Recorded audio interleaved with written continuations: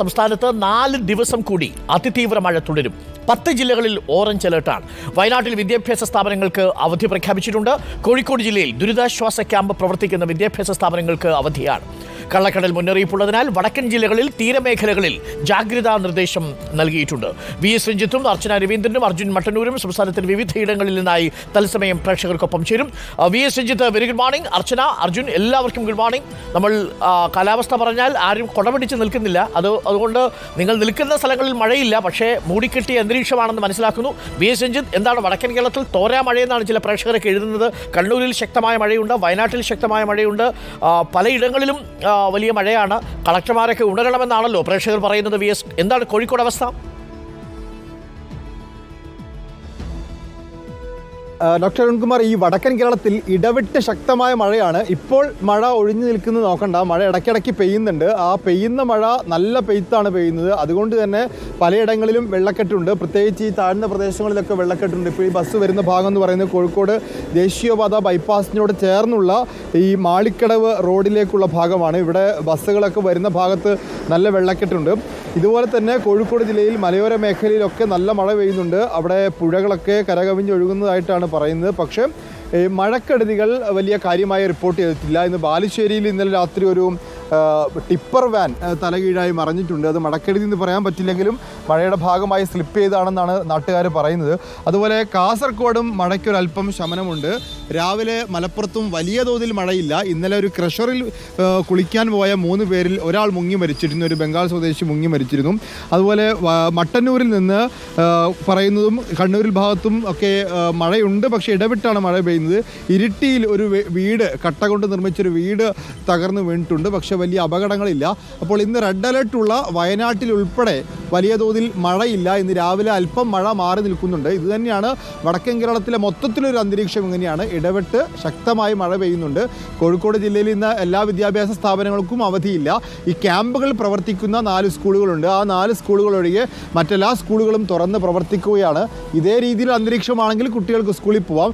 പക്ഷേ ഇപ്പോൾ നല്ല മൂടിക്കെട്ടിയ അന്തരീക്ഷത്തിലേക്ക് മാറുന്നു. കാർമേഘങ്ങൾ ഉരുണ്ടുകൂടുന്നുണ്ട്. ശക്തമായ മഴ പെയ്താൽ ചെറിയ കുട്ടികൾക്കൊന്നും സ്കൂളിൽ പോകാൻ പറ്റാത്തൊരു സ്ഥിതി ഉണ്ടാവും. കലക്ടർ അതൊക്കെ കാണുമെന്നാണ് പ്രതീക്ഷിക്കുന്നത്. തീർച്ചയായിട്ടും കളക്ടർ അത് കാണട്ടെ. പ്രേക്ഷകർ നിരന്തരം എഴുതിക്കൊണ്ടിരിക്കുന്നു. കണ്ണൂരും കോഴിക്കോടും ഒക്കെ മഴയാണ്. ഇടവിട്ടുള്ള മഴയാണെങ്കിലും വെള്ളക്കെട്ട് രൂപപ്പെട്ടിട്ടുണ്ട് എന്നാണ് VS രഞ്ജിത്ത് റിപ്പോർട്ട് ചെയ്യുന്നത്. രഞ്ജിത്ത്, ഞാൻ മടങ്ങി വരാം. ഞാനൊന്ന് അർച്ചന രവീന്ദ്രനിലേക്ക് പോയിട്ട് വരാം. അർച്ചന രവീന്ദ്രൻ, എങ്ങനെയാണ് തെക്കൻ കേരളത്തിലെ പൊതുവെ മഴ സാധ്യത?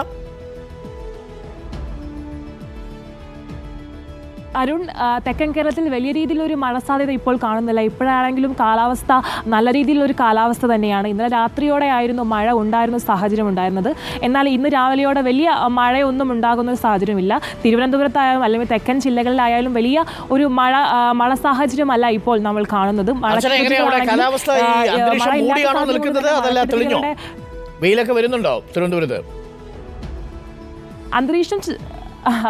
അന്തരീക്ഷം ചെറുതേതിലൊരു മൂടി നിൽക്കുന്ന കാലാവസ്ഥയാണെങ്കിൽ കൂടെയും വെയിൽ വരുന്നൊരു സാഹചര്യമില്ല. എന്നാൽ മഴ ഉണ്ടാകുമോ എന്ന കാര്യത്തിൽ ഇപ്പോഴും നമുക്ക് ആശങ്കപ്പെടേണ്ട സാഹചര്യമാണ്. എന്തായാലും ഇന്ന് ജില്ലയിൽ യെല്ലോ അലേർട്ടാണ് പ്രഖ്യാപിച്ചിരിക്കുന്നത്. 4 ജില്ലകളടക്കം ഇന്ന് യെല്ലോ അലേർട്ട് പ്രഖ്യാപിച്ചിരിക്കുന്നു. തിരുവനന്തപുരം, കൊല്ലം, പത്തനംതിട്ട, ആലപ്പുഴ ജില്ലകളെല്ലാം ഇന്ന് യെല്ലോ അലേർട്ട് പ്രഖ്യാപിച്ചൊരു സാഹചര്യമാണിത്. ഇനി അടുത്ത മണിക്കൂറിൽ മഴ പെയ്യുമോ എന്ന സാഹചര്യം വലിയ രീതിയിലുള്ള ആശങ്കപ്പെടുത്തേണ്ട ഒരു കാര്യം തന്നെയാണ്. Okay, thank you. Arjun Mattannur കൊച്ചിയിൽ നിന്ന് ചേരുന്നുണ്ട്. Arjun Mattannur, good morning. കൊച്ചിയിൽ എന്താണ് പൊതുവെ അവസ്ഥ? ഞാൻ രാവിലെ ഇങ്ങോട്ട് വരുമ്പോൾ ചെറിയ ചാറ്റൽ മഴ ഉണ്ടായിരുന്നു. രാത്രിയിലൊക്കെ മഴ ഇങ്ങനെ VS രഞ്ജിത്ത് പറയുന്നത് പോലെ മഴ പെയ്യും ഒഴിയും എന്ന അവസ്ഥയിലായിരുന്നു. ഇപ്പോഴും അങ്ങനെ തന്നെയാണോ കൊച്ചിയിൽ? Good morning doctor Arunkumar. അങ്ങനെ തന്നെയാണ്. മഴ ഇടവിട്ട് ശക്തമായ മഴയാണെങ്കിൽ പോലും ഇടവിട്ടാണ് പെയ്യുന്നത്. അതുകൊണ്ട് തന്നെ വലിയ വെള്ളക്കെട്ടും വലിയ അപകടങ്ങളും നിലവിൽ ഇല്ല എന്നതാണ് ആശ്വാസകരമായ കാര്യം. ഇന്നലെ ഒരു വീടിന്റെ മുകളിൽ മണ്ണിടിഞ്ഞു വീഴുന്ന സാഹചര്യം വരെ ഉണ്ടായിരുന്നു. എന്തായാലും ഇന്ന് അത്തരം അനിഷ്ട സംഭവങ്ങളൊന്നും തന്നെ ഇതുവരെ റിപ്പോർട്ട് ചെയ്യപ്പെട്ടിട്ടില്ല. മാത്രവുമല്ല, പെരിയാറിലടക്കം ജലനിരപ്പ് താഴ്ന്നിട്ടുമുണ്ട്. പ്രത്യേകിച്ച് കഴിഞ്ഞ ദിവസങ്ങളിൽ ആലുവ ശിവരാത്രി മണപ്പുറത്ത് അവിടെ ശിവക്ഷേത്രത്തിലടക്കം വെള്ളം കയറുന്ന ഒരു സാഹചര്യം ഉണ്ടായിരുന്നു. പക്ഷേ അവിടെ ഇന്നലെയൊക്കെ ജലനിരപ്പ് കുറഞ്ഞിട്ടുണ്ട്. അതോടൊപ്പം ഇന്ന് പുതുതായി വന്ന വാർത്ത അത് ഇടുക്കിയിലെ മലങ്കര ഡാമിന്റെ എല്ലാ ഷട്ടറുകളും 50 സെന്റിമീറ്റർ വീതം ഉയർത്തിയിട്ടുണ്ട്. ഈ മഴ ശക്തമാകുന്ന പശ്ചാത്തലത്തിലാണ് ഷട്ടറുകൾ ഉയർത്തിയിട്ടുള്ളത്. മൂവാറ്റുപുഴ, തൊടുപുഴ ആറുകളുടെ തീരത്തുള്ളവർ ജാഗ്രത പാലിക്കണം എന്നാണ് മുന്നറിയിപ്പ്. ഭൂതത്താൻകെട്ടിന്റെ ഷട്ടറുകൾ കഴിഞ്ഞ ദിവസം തന്നെ തുറക്കുകയും ചെയ്തിരുന്നു. നിലവിൽ കാര്യമായ പ്രതിസന്ധികൾ, പ്രശ്നങ്ങൾ ഇല്ല. കാക്കനാട് ഒരു ക്യാമ്പ് നേരത്തെ പ്രവർത്തിച്ചിരുന്നു. ഈ ആളുകൾ വീട്ടിലേക്ക് മടങ്ങിയതോടെ ഇന്നലെ വൈകിട്ടോടുകൂടി ആ ക്യാമ്പ് അടക്കുകയും ചെയ്തിട്ടുണ്ട്.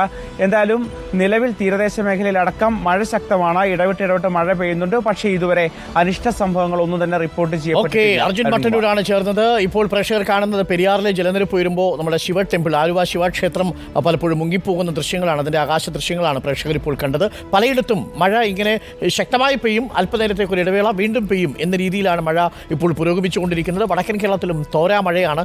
മഴ ഒന്ന് നിൽക്കും, പിന്നെ വീണ്ടും പെയ്യും എന്നുള്ളതാണ്. അപ്പോൾ